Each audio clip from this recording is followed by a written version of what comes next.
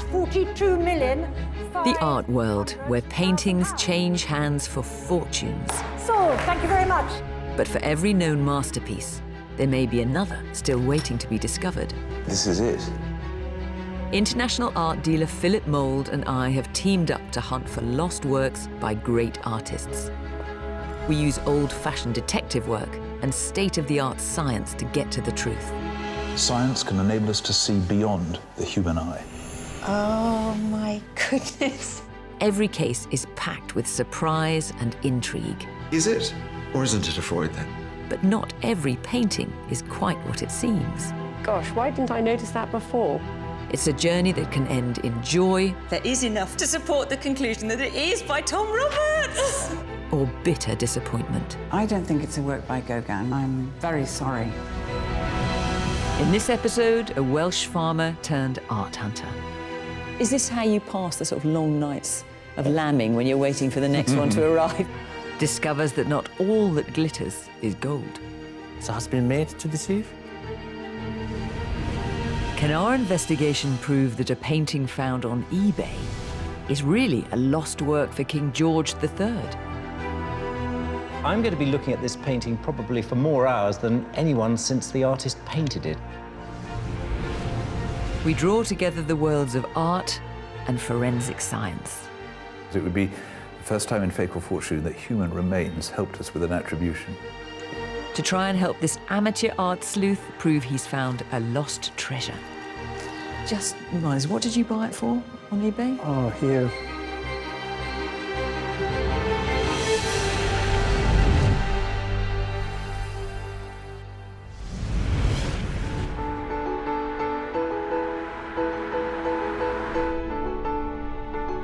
Our Fatal Fortune investigations have taken us to some beautiful locations across the world.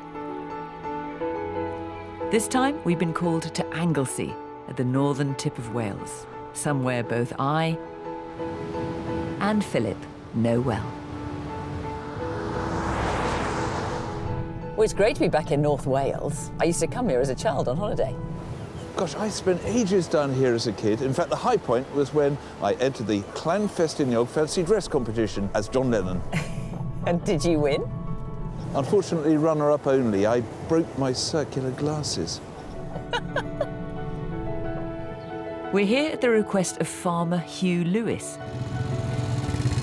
Far from the high-end galleries and auction houses Philip's more familiar with, Hugh hunts for art treasures online.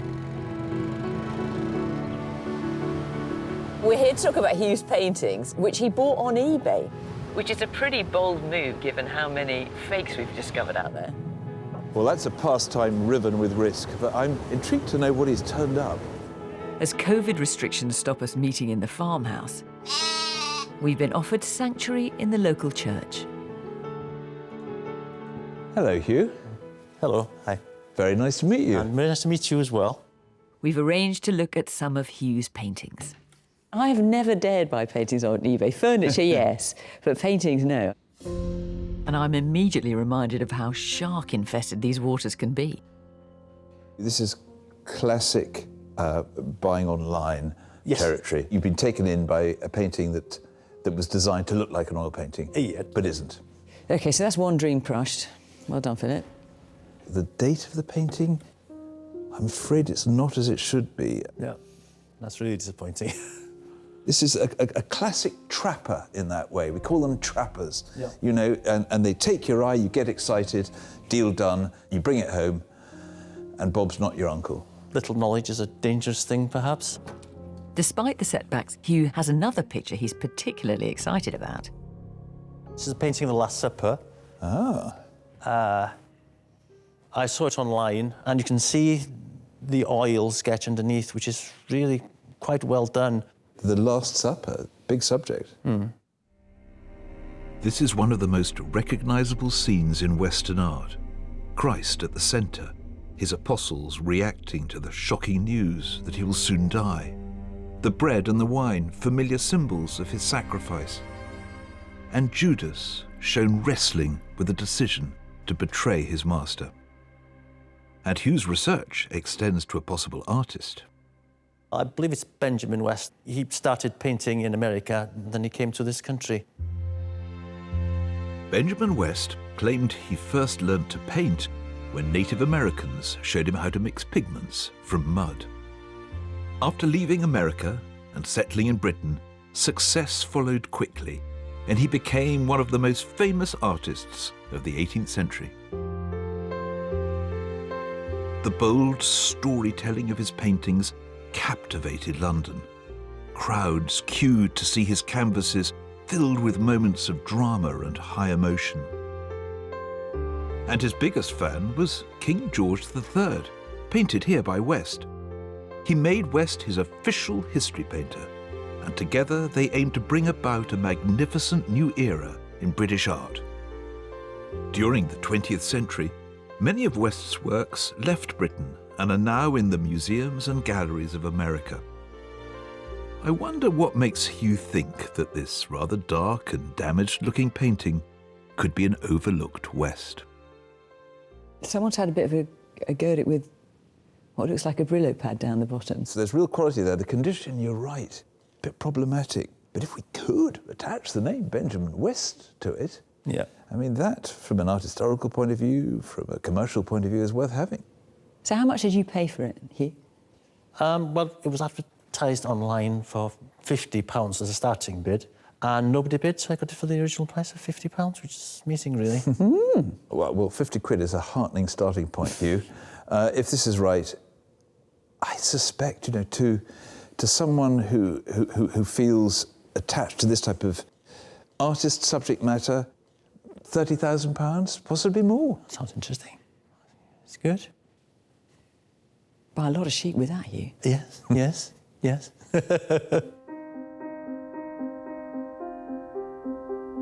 I want to take a moment to get to know this painting. There's a lot that really intrigues me about Hugh's picture. I was brought up a Catholic. I was an altar boy across the border in Liverpool, and I'm used to this image, this story narrated in the New Testament pictorially, but not quite like this. There's a sort of journalistic energy to this composition. Christ is in the middle, but then the disciples are grouped on the left and the right. They're huddled, they're discussing, they're talking. And then there's the technique itself. There's a sort of softness, a sort of rather burnished quality. Look how the painter has modulated the composition. So your eye goes from light to dark. The Italians have a word for it, chiaroscuro. But the other point is, though, this is not a fully resolved painting. It's work in progress, work that is, I think, unquestionably a sketch. But despite the fact that there's so much going for it, there are aspects of this painting that worry me. There are areas. They've been scrubbed, got at by some failed restoration process.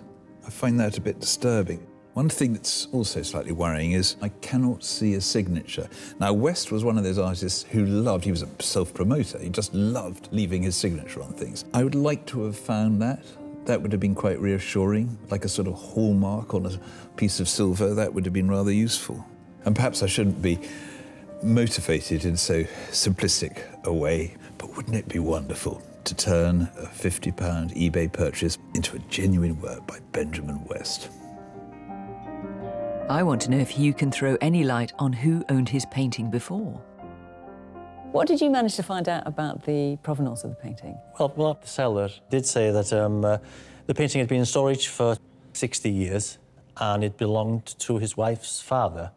Previously, it belonged to an old woman in a big house who paid it in lieu of a debt for some building work the family had done for them. And whereabouts in the country was all this going on? Surrey. In Surrey? Yes. Right. Yes. And that's as far back as the seller was able to take it for you? Yes. So what we've got with the provenance then is you've got the seller who lived in Surrey. Yep. It had been in storage for 60 years. Yes. He and his wife had inherited it from his wife's father. Yep. And the father got it. For payment for a building job Right, and instead of getting money, got this painting. Yes, the family thought it was worthless. So it might turn out that the painting that they thought was worthless, actually, you with your eye, have found something that could be very valuable. We don't know, but it could be. Yeah, hopefully. I did message him after buying the painting, and he said, well, if it's worth $1 million, please don't tell me, is all he said. But he was quite good-humoured about it, so it was nice of him. Philosophical, perhaps? Oh, yeah. There's some work to be done, I think. Well, that's what we're here for, yes. To do that work. Yeah. And if we do manage to transform your eBay bargain buy into a Benjamin West, do you think you'll sell it? Do you think you'll hang on to it? Well, things like this can be life-changing, or at least help. Farming is a very precarious industry at the moment. So it'd be pretty handy. Oh, yes. Will probably be sold if it's genuine. Well, fingers crossed then. Yes, fingers crossed.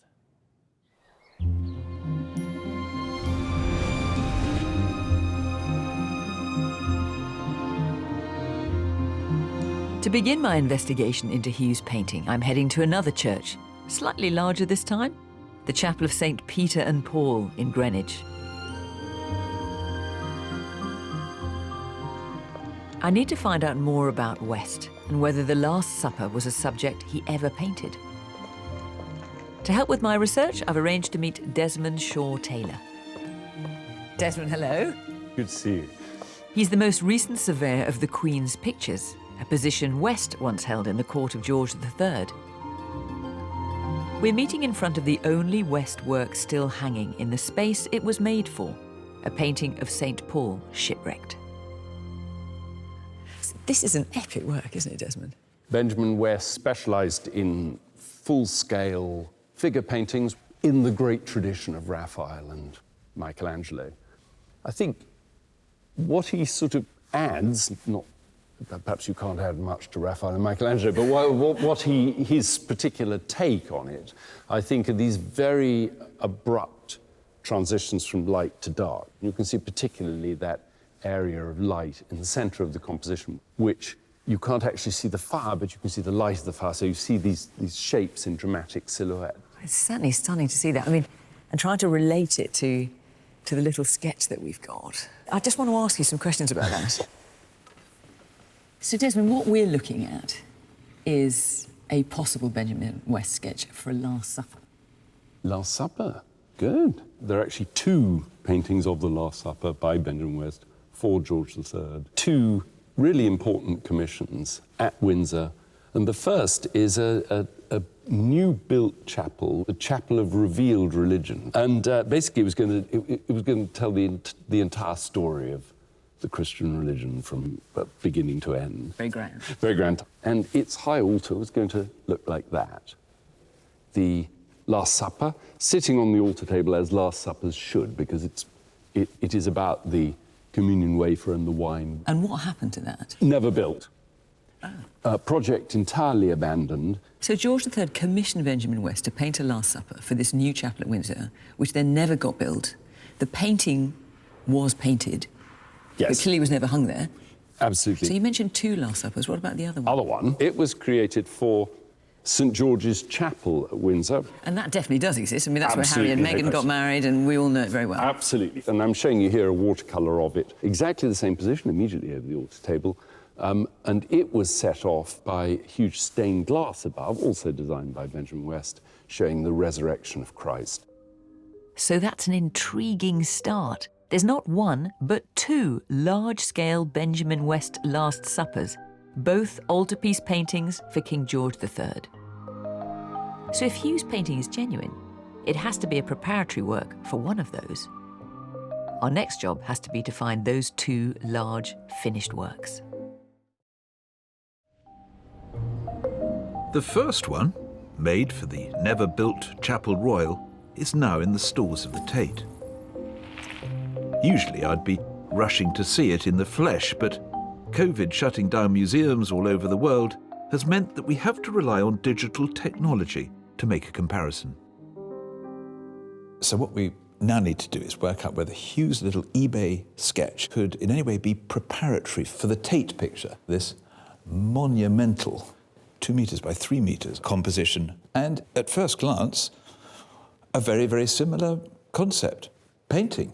It's the Last Supper. It's Christ at the centre, a very sacred, significant, and much portrayed scene. And the light is rather similar, the sense of the tent and the moon, that strong drapery. So the question is, how does that compare to Hugh's sketch? Well, I can see some similarities, but there are so many things that are different, Philip, that I just can't quite get past. So the figure of Judas is the really obvious one, because it's so dominant, isn't it, in Hugh's painting? He's there, big and brooding and tortured, right in the foreground, about to exit right. And I presume that's Judas sitting there on the right, is it, in that painting? Mm. And I have to say, dare I say it, I prefer it in Hugh's sketch. And then when I look at that Christ in Benjamin West's painting, he slightly looks like those kind of romantic princes in the Ladybird books I used to read as a child. You know, when you look at his face. And then you look at the one in Hugh's picture, and there is a very different face, isn't it? Older, with the weight of the world on his shoulders. And I think you put your finger on it. There are some fundamental differences here. Your eye goes from the divine image of Christ through to the huddled, troubled one of Judas. Not necessarily with this one in the Tate. There are definitely similarities. There's the same sort of, the gene pool of thinking is the same, but no, it doesn't feel like one is the sketch for the other. So we're decided. Hugh's painting can't be a sketch for the 1784 Royal Chapel altarpiece painting. We have to hope that the second one is a better match.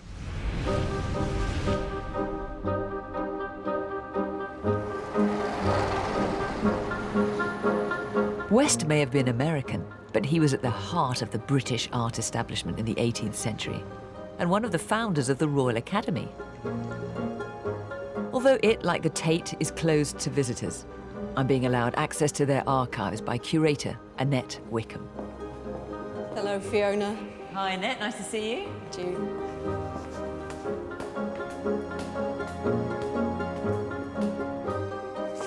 Wow, that is a very striking picture, isn't it? West was one of the artists who successfully petitioned George III to establish the Royal Academy to promote the visual arts. Portrayed here in his president's hat, on his president's throne, West remains its longest-serving president, a position he held for 27 years. His name appears in decades' worth of exhibition records. I'm on the hunt for any entry that might refer to Hugh's painting. The first reference I can find to a Last Supper by Benjamin West is in 1784, and this is a list of paintings exhibited at the Royal Academy in that year.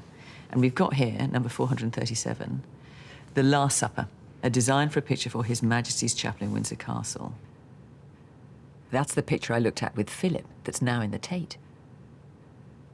And we don't think that Hugh's picture is a preparatory sketch for that Last Supper. But what is good to know is that Benjamin West was exhibiting his sketches.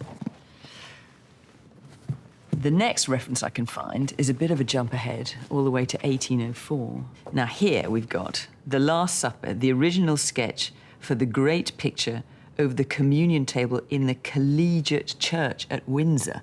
Now, I've done enough royal weddings in my time for the BBC to know that the Collegiate Church is the same as St. George's Chapel.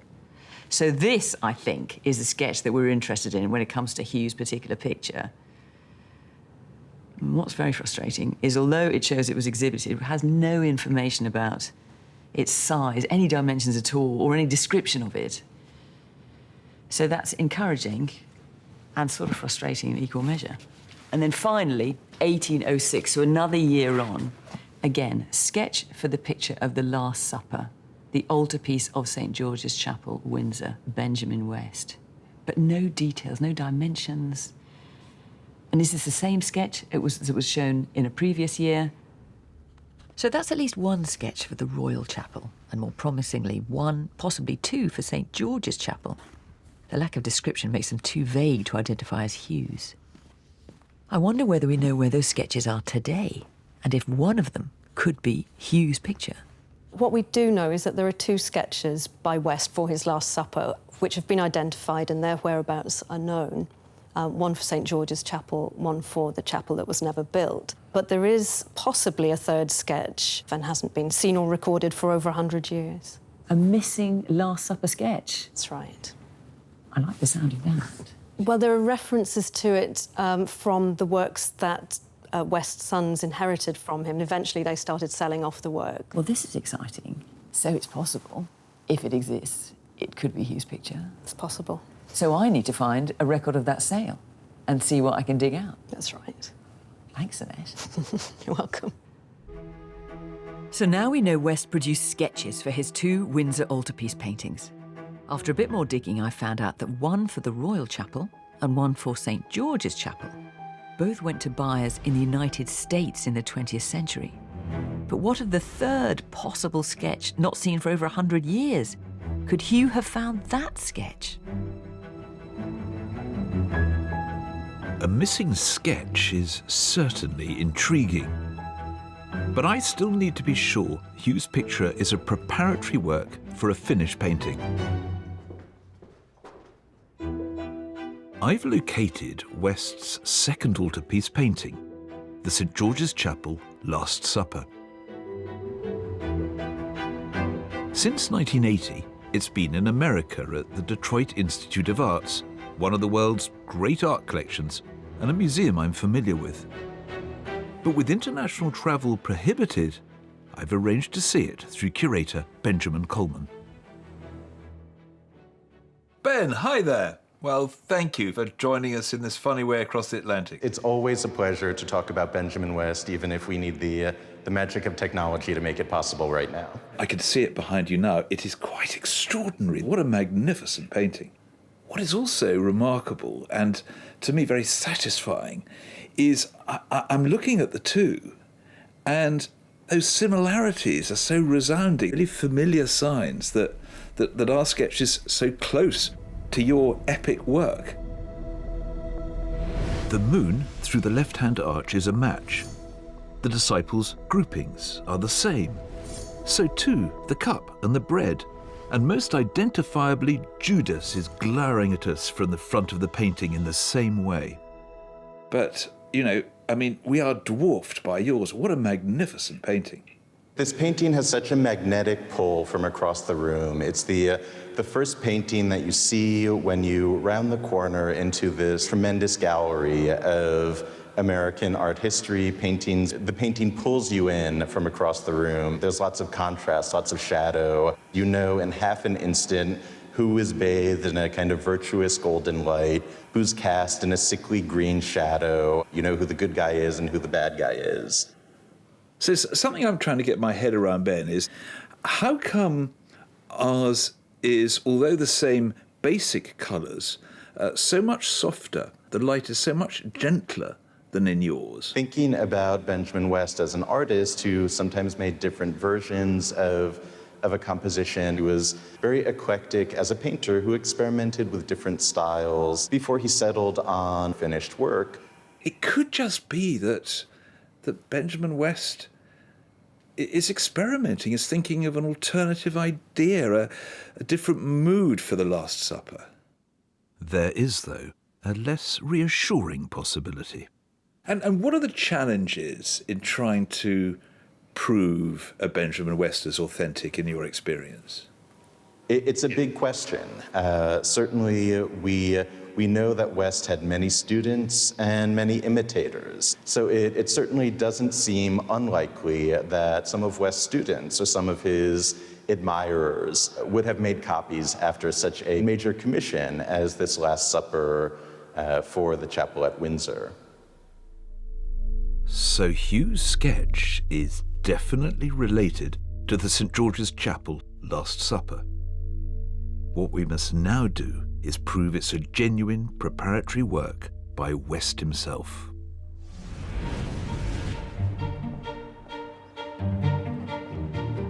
I'm on the hunt for more information about this missing sketch, listed in the sale that West's sons held after their father's death.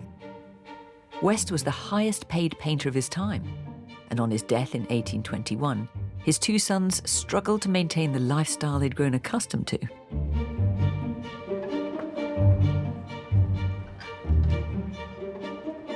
the Paul Mellon Centre for Studies in British Art, I've got a copy of that 3-day sale. So in 1829, Benjamin West's sons had effectively a fire sale of all their dad's works. It was 180 pictures, and when you get to lot 21, what do we have?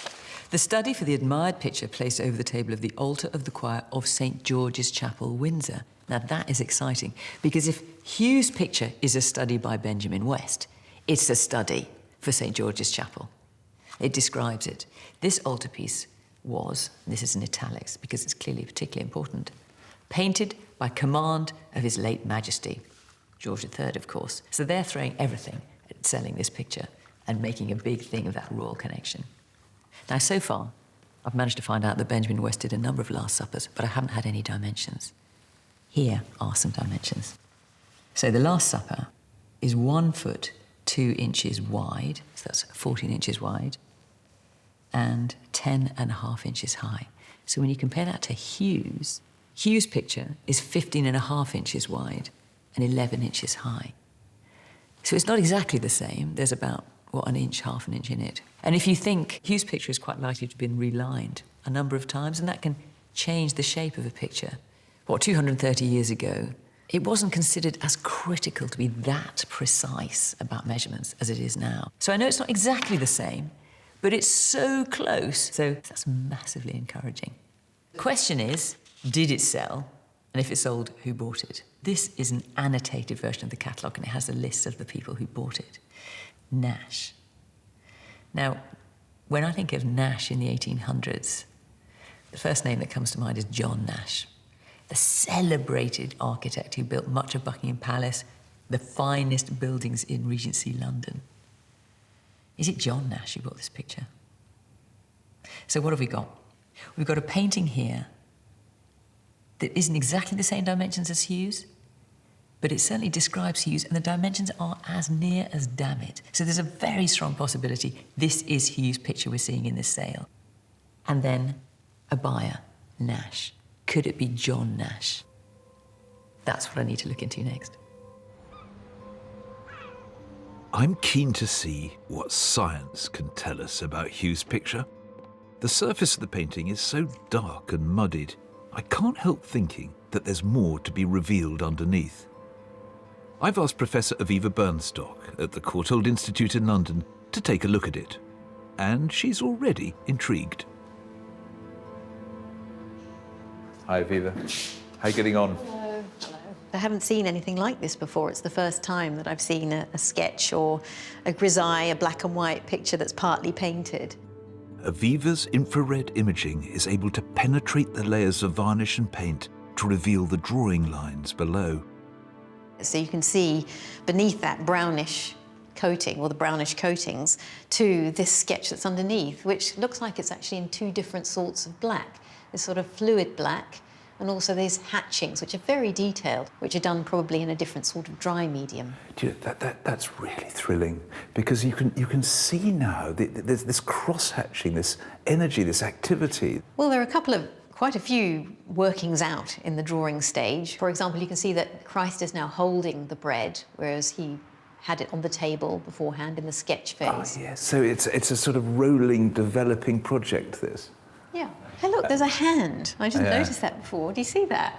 Look, there's a hand and there's a knee. Oh, my God, that's great. So there's a lot of working out here. Yes, there's a lot more. There's a hand that goes down under the drapery, which isn't there because he's now holding his hands up. Yeah, fascinating. And then there's the knee. So he's drawn naked underneath this robe. Yeah, but what does look and feel really distinctive are those sort of impassioned lines.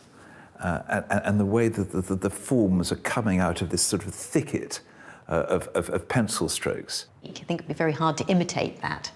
So if we saw it in another picture, firmly attributed to West, that would be quite good evidence of the similar hand. So a characteristic of the artist, whoever that person may be.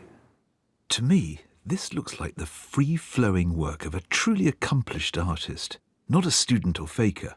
But Aviva's right. We'll have to find another example by him in order to prove that this is Benjamin West.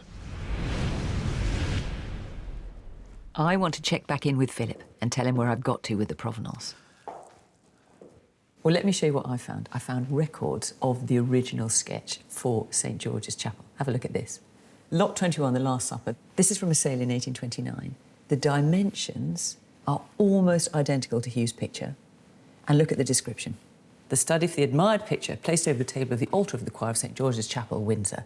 So I think there's a very good chance that is Hugh's picture. Sure. And does it say who bought it? Well, there's this name here, Nash. I wonder if that could be John Nash, the great architect. Well, I wondered the same. And in the same sale, the same Nash bought 3 Benjamin West sketches. Jacob and Laban, Resurrection of Our Saviour, and then Cupid complaining to Venus of being stung by a bee. Huh.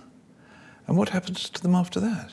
Well, on the death of John Nash in 1835, there was a sale. And these Benjamin West sketches, the ones I showed you just now, are in that sale. So I think we can say that the Nash of 1829 is John Nash, the architect. Sure. Frustratingly, there is no mention anywhere of the Last Supper. There's no record of it in this sale in 1835, and Nash's family destroyed all his personal records after his death. Bit of a family scandal, apparently. Mm-hmm. So I've hit a dead end there.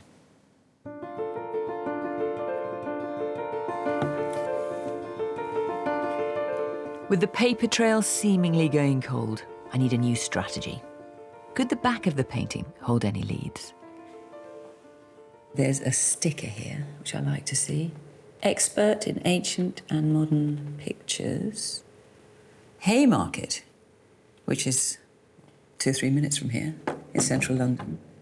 And then I'm trying to look at the gallery name, and there's a letter, G maybe? The sticker's been ripped, I just can't quite see what that is. And what else have we got? Numbers, 3722 on the canvas, possibly from an auction house. And then above it, 405, what looks like W perhaps? This one in particular looks familiar. I think this could be a Christie stencil. We've got a sticker and we've got numbers, and those are clues, and those are something that we can definitely investigate.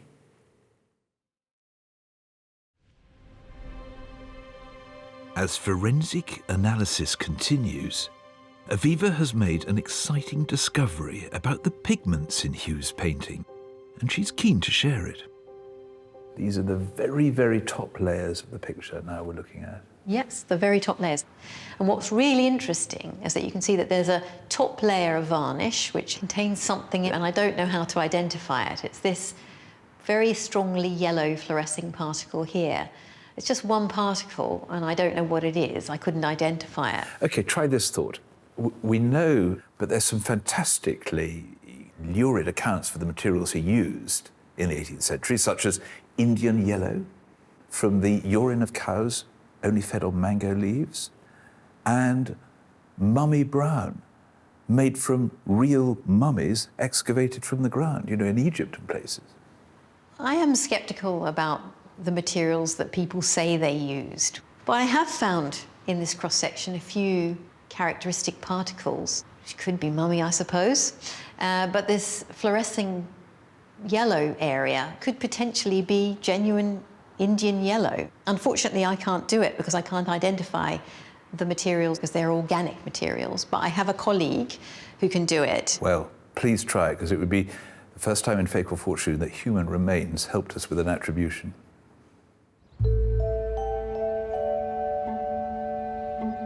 That dirt and damage seen under Aviva's microscope still troubles me. And I'm really concerned the painting's condition is now holding us back. So we've asked Hugh to join us in the gallery. Hello. Hi, Hugh. Hi. How are you? Nice to see you. Nice to see you as well. So, Hugh, we've got a decision to make, and the question is to restore it or not. Now, Philip, what are the arguments for it? If we're going to give this picture every opportunity, it's got to look the part. And I think there are losses here which are still problematic. I mean, it's particularly that section at the bottom, isn't it, you're thinking, Philip, where either the colour never was there or it's been abraded off in some way. And one of the things I think we've got to really get to terms with is what varnish is meant to be there and how much of it is dirt. And that is one of those things that, with a restorer, we can really understand. And I'd love to find a signature, but there's still quite a lot, I think, that needs to come out. And restorers are used to doing this. It's first aid. It's not open heart surgery, this, but it's first aid. I just want to sound a note of caution because, I mean, brutally, Hugh, you are taking a gamble. You spent 50 quid on this picture. More money will now be spent on having it restored, and there's no guarantee at the end of the day that the authenticating panel will come out and say it's a Benjamin West, and you might have spent the money for nothing. So given that, are you prepared to put it forward to the restorer? Yes, I am. I'm sure it would shine once it's cleaned, and I will be guided by your judgment. I like your style. OK. To the restorers.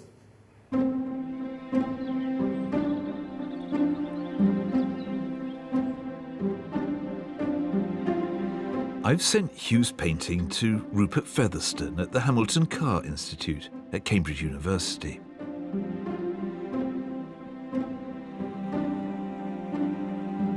Not only is Rupert a hugely experienced restorer, he also spent many years at the Royal Collection, where they have numerous examples of West's paintings.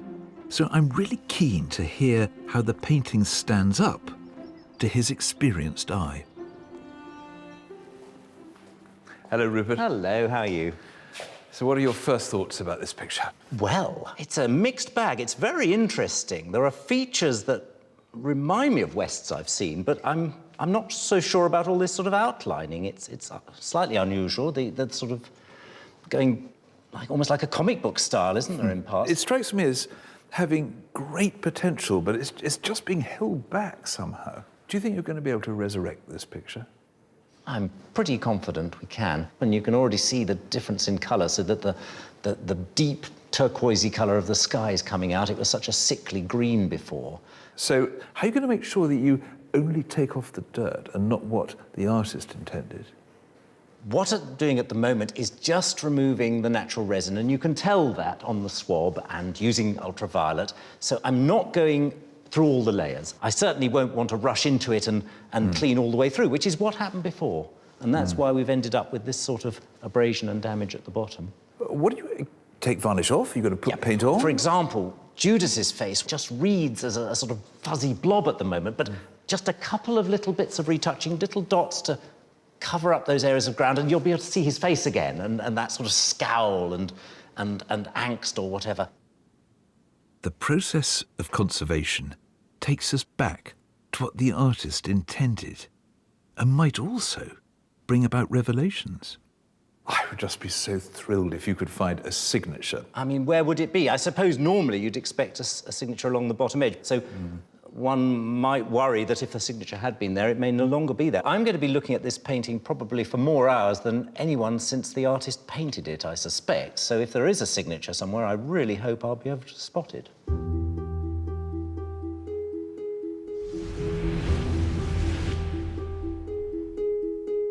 I've been looking into the stencils on the back of Hugh's painting, and I thought that one of them might be from a Christie's auction. We've had some exciting news from Christie's, so I've asked Hugh to come back down to London so I can share it with him.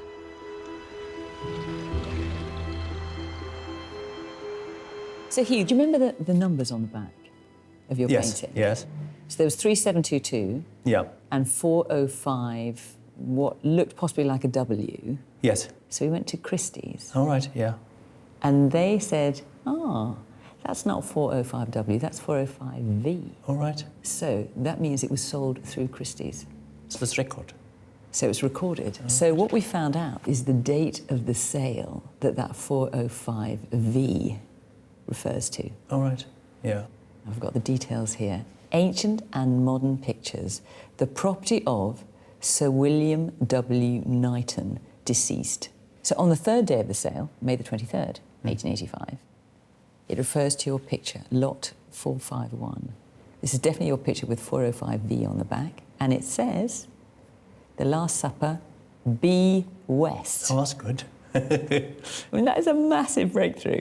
We've been talking about various sketches by Benjamin West. We now have information about your sketch. This is your sketch being sold by Christie's and being attributed to Benjamin West. Very good. Your stamp is on the back, 405V. Oh, and interestingly here, it says signed and dated. What this tells us is there is a signature on your painting. That's good. On your sketch, so we need to find it. I mean, obviously it could be someone pretending to be Benjamin West, but nonetheless, at this sale, it is attributed to Benjamin West. That's good. So we know that William Knighton sold it. Now, who bought it? And who did buy it? M. Cole, it says. Christie's think M. Cole is probably Martin Colnaghi. Who is Martin Colnaghi? Martin Colnaghi was a very, very well-known art dealer of his time. You know, a very well-known name. It's a name we come across quite often on Fake or Fortune. We're bound to find some lead, aren't we? There'll be a record of something, will there, hopefully? That's exactly what we're going to do. Yeah. See if we can hunt down your picture. Good, good. Like the rest of the world, I'm having to take up the challenge of working from home. It's been productive, and I've managed to make an exciting connection. We know Benjamin West painted at least one preparatory sketch for the St. George's Chapel altarpiece, and that it went to America. I've managed to locate it, and thrillingly, it seems to have much in common with Hughes. It was recently restored for the Fralin Museum in Virginia by conservator Beth Fulton. Hi, Beth. Hi there. How are you today? Very well. I've sent Beth all of the images Aviva took of Hughes' painting, and she's shown me hers.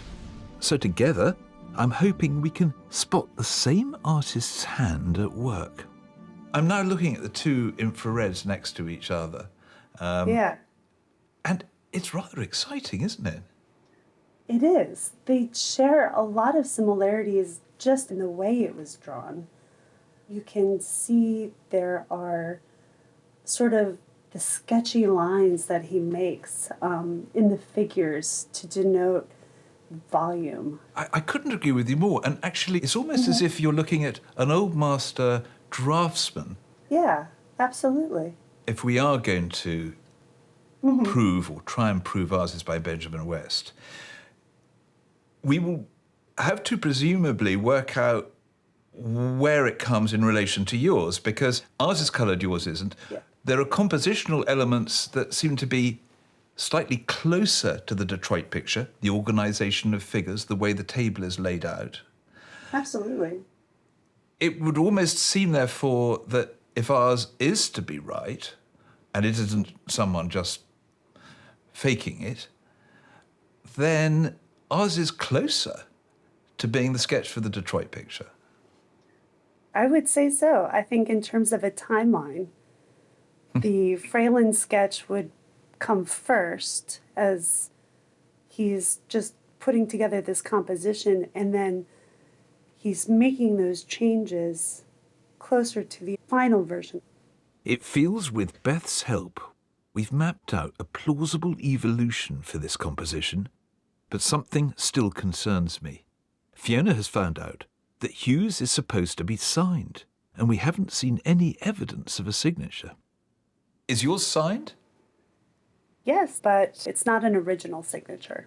Someone added it later. Right. Have you any idea when that might have been? The paint is fairly easily soluble based on the test that we did. So my guess is that it was added sometime in the last 120 years. Yeah. so this is an area where there's a bit of dark practice going on. Mm-hmm. Yeah, there's definitely an issue with people who might want to try to fake a West. However, I think in this case, it's just someone who's trying to make sure that people are thinking of West when they see this.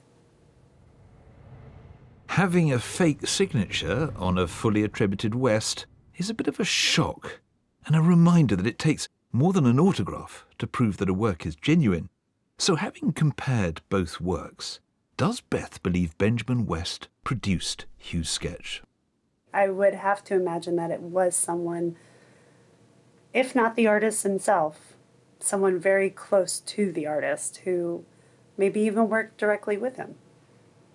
Yeah, but Hugh's not going to be very pleased if we tell him it's by someone we can't name who knew the artist very well and was very familiar with the artist's techniques. But right. Without primary documentation, I just can't guarantee to say that this is definitely by West, unfortunately. while we haven't been able to travel abroad, the paint sample Aviva took from the surface of Hugh's painting happily made its way to Amsterdam, and the results are back. Have the team there been able to identify at a molecular level anything that could identify West as the painting's creator? What we know is that West used this great variety of organic materials, really exotic, daring colours, you could say, including things, it was said, like ground mummy, that would produce a sort of rich, morbid brown. What, literally ground mummy? Apparently so. Now, we haven't found any of that in the picture, but exciting news from Klaas Jan from the Rijksmuseum Laboratory in Amsterdam. What Jan has discovered is a chemical called euxanthone, which would almost certainly indicate the use of Indian yellow. Indian yellow that is created from the dried urine of cows that have been fed on mango leaves. And, oh my goodness, and what, fed on mango leaves to make it extra yellow? Well, presumably a sort of super yellow or something. Yuck. Right, OK. But this is where it gets interesting, because in the late 18th century and around that period, a lot of artists claimed to use Indian yellow, but the reality was it was just sort of too expensive. These exotic ingredients were beyond them. So if you were going to use Indian yellow, which we know is in Hugh's picture, you'd have to be a successful artist just to have the money to buy it. A successful artist like Benjamin West, for example. Exactly. So the paints, the cost of the paints, narrowed down the range of possibilities as to the artist. So Benjamin West and his exotic pigments, who knew?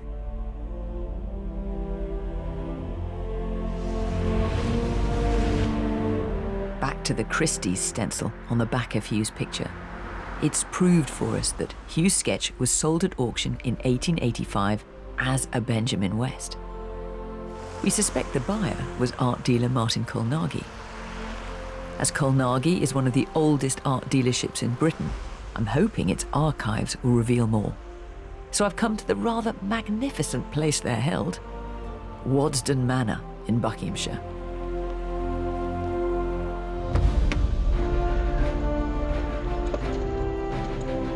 Hugh has clearly already settled in. Nice Hugh. Hello, Fiona. How are you? I'm good. Look at this. Do you like it? What a place. It's just home. It's just home. You wish. Come on. Should we go inside? I'm hoping historian Jeremy Howard can confirm Martin Kolnaghi was the 1885 buyer and tell us where the painting went next. Hi there. Hello. Welcome to Waddesdon. Thank you very much. Thank you. We're researching Hugh's picture, which you bought on eBay, and we've managed to establish that there is a Christie's stock number on the back, which suggests that it was obviously sold through Christie's to an M. Cole. That's all we can see, and I'm assuming that's Martin Kolnaghi, and I'm wondering if you can shed any light on that. Well, it could be Martin Kolnaghi, but the thing is he didn't work for the family firm for very long. He was actually a very good art dealer, was regarded as having one of the best eyes in the business. Oh, so, all right. Things are looking up. Yes. We have in the archive a miniature of Martin Kolnaghi, the man who bought your picture at one stage, which was done in 1908, the year of his death. Thank you. He looks a very distinguished man, doesn't he? With a good eye. Painting. Absolutely. The first gallery you bought was in the Haymarket. Hang on. Haymarket? Yes. There's a Haymarket stamp on the back of the painting, isn't there? Exactly, because on the back of Hugh's picture is a stamp that says Modern and Ancient Pictures, Haymarket. Oh, well, that's really interesting, because he would have been in the Haymarket in the mid-1880s. Any records of sales? Unfortunately, I don't think it's possible to check that because unfortunately he died in 1908. He had no children to carry on the business. And as far as I know, the business records were actually destroyed in 1940, which is when his widow died. Destroyed it? Again? I know, just like John Nash's archive as well. What is it with these people? I have to say, I thought that coming to meet you, Jeremy, would get us over the line with the archive, but there's literally nothing. So I think we're going to be able to help you further, unfortunately. Once again, we're thwarted by a destroyed archive, and our provenance trail is cut short. Thanks to the Christie stencil and the Haymarket label on the back of Hugh's pictures, we know for sure that it was sold in 1885 as being The Last Supper by Benjamin West, no question. But then whiz forward to the 1960s, when we know it came into the possession of the people who then sold it to Hugh. We've got a gap between 1885 and the 1960s, about 70 years. So have we done enough? Well, we do know there was a Benjamin West Last Supper, it's missing, and it's almost exactly the same dimensions as Hugh's. Is that enough? I hope so. It's time to wrap up our investigation.